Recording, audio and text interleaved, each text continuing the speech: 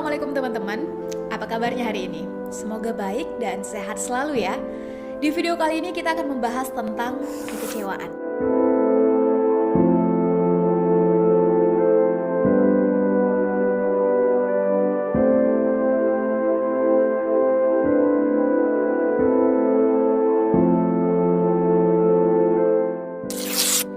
Dan seperti biasa, kita akan membahas dengan 3 analisa dasar, yaitu what, why, dan how. Apa definisi dan jenis masalahnya, kenapa masalah itu harus kita bahas atau bisa hadir di kehidupan kita, dan bagaimana langkah atau solusi agar kita bisa keluar dari masalah itu. Teman-teman, sebagai manusia biasa, pada umumnya kita pasti pernah merasakan yang namanya kekecewaan. Benar nggak? Ya, kita biasanya merasa kecewa ketika ada sesuatu yang berjalan tidak sesuai dengan rencana atau harapan kita. Kekecewaan kita itu bisa terhadap keadaan atau realitas, bisa terhadap orang lain, bahkan bisa juga kekecewaan terhadap diri kita sendiri.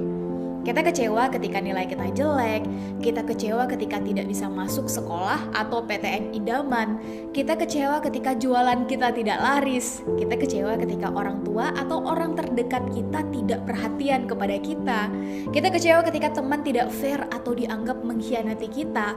Bahkan teman-teman, bisa jadi kita kecewa terhadap diri kita sendiri yang mungkin sangat susah untuk mau diajak berubah. Sulit untuk mau diajak maju dan konsisten, yang selalu mengulang dan balik lagi kepada kesalahan yang sama dan berbagai kekecewaan lainnya. Teman-teman, kita pasti sama-sama tahu bahwa semua kekecewaan yang kita rasakan tadi itu sebetulnya adalah hal yang wajar dan sangat manusiawi. Namun di sisi lain, kita juga tentu harus sadar bahwa terlalu lama mentolerir dan membiarkan rasa kecewa itu ada dalam diri kita, di dalam pikiran kita dan keseharian kita, itu bisa jadi akan membuat kita semakin overthinking, semakin stres, bahkan bukan tidak mungkin sakit fisik maupun sakit mental. Setidaknya ada 5 alasan kenapa kita sering kecewa. Pertama, trauma dan sakit hati di masa lalu yang tidak segera kita obati. Yang kedua, ekspektasi kita terlalu tinggi terhadap sesuatu. Yang ketiga, usaha kita yang kurang maksimal, alhasil kita kecewa dengan hasilnya, dan yang terjadi adalah penyesalan. Wajar banget kalau orang bijak sering bilang, penyesalan itu selalu datang belakangan. Karena saat kita punya kesempatan, kita tidak mengeluarkan kemampuan terbaik kita. Yang keempat, kita sering meremehkan hal-hal kecil. Dan yang kelima, kita suka menunda-nunda sesuatu.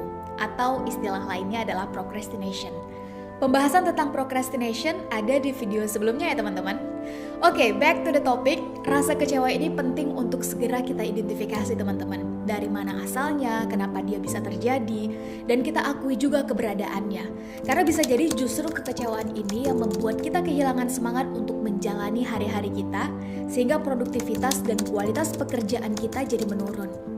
Teman-teman, saat kita nggak tahu bahwa sebetulnya kita sedang kecewa terhadap sesuatu, maka bisa jadi yang kita lakukan adalah making excuse atau berusaha menyalahkan orang-orang sekitar dengan membuat pembenaran dan playing victims, terus merasa diri adalah korban.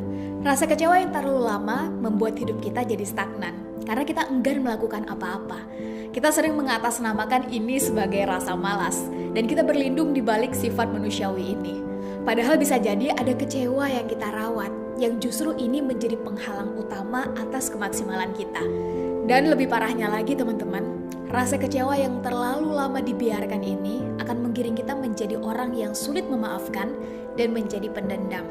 Yang pada gilirannya, rasa kecewa ini bisa membahayakan hidup kita, orang terdekat kita, dan lingkungan kita secara keseluruhan. Lewat video ini setidaknya ada 9 cara yang ingin Sherly dan tim bagi kepada teman-teman untuk mengatasi kekecewaan kita.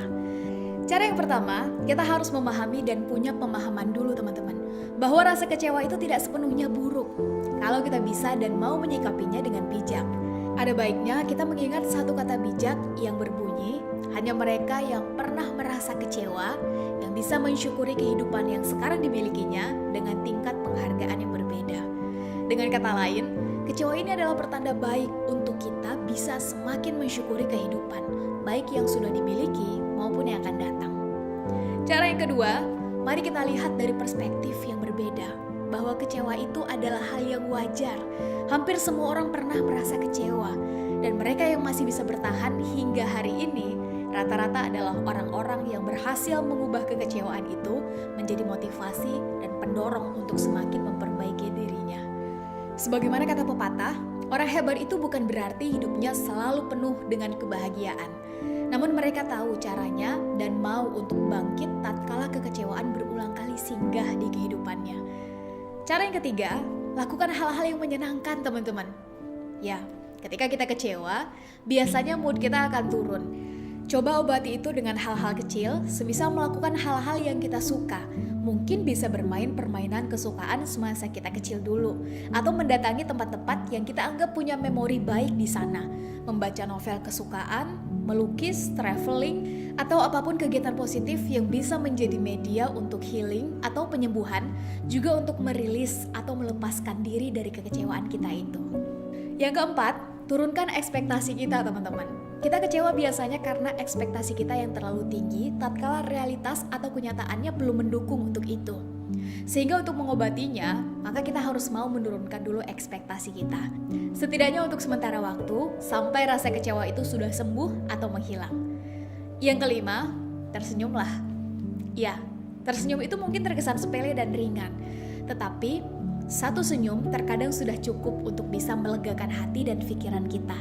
Senyum akan membuat kita lebih rileks dan pelan-pelan membuat kita lupa dengan kekecewaan yang sebelumnya kita rasakan. Yang keenam, maafkan diri sendiri, teman-teman. Rilis, lepaskan, dan jangan ditahan rasa kekecewaan itu.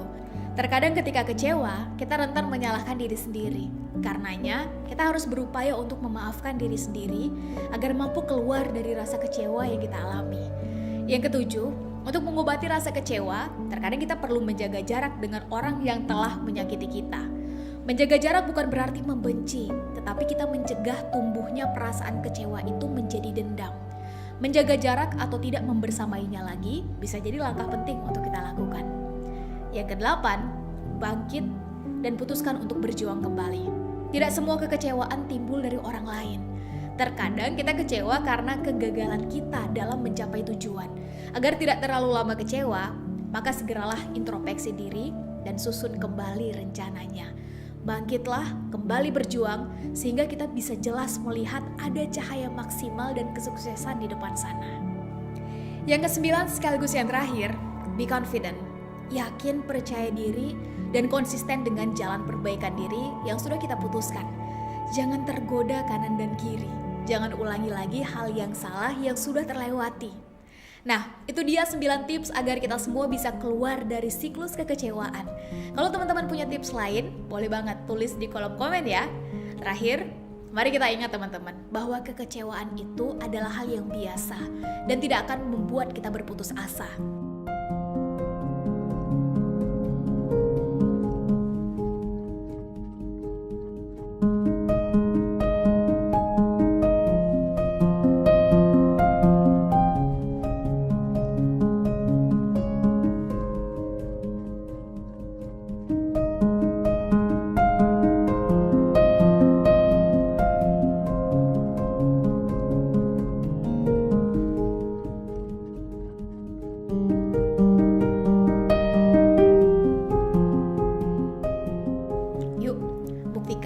Bahwa apapun rasa kecewa yang pernah atau sedang kita alami, itu hanya akan menambah bahan bakar optimisme dan semangat kita dalam menggapai cita-cita dan hal baik di hidup kita.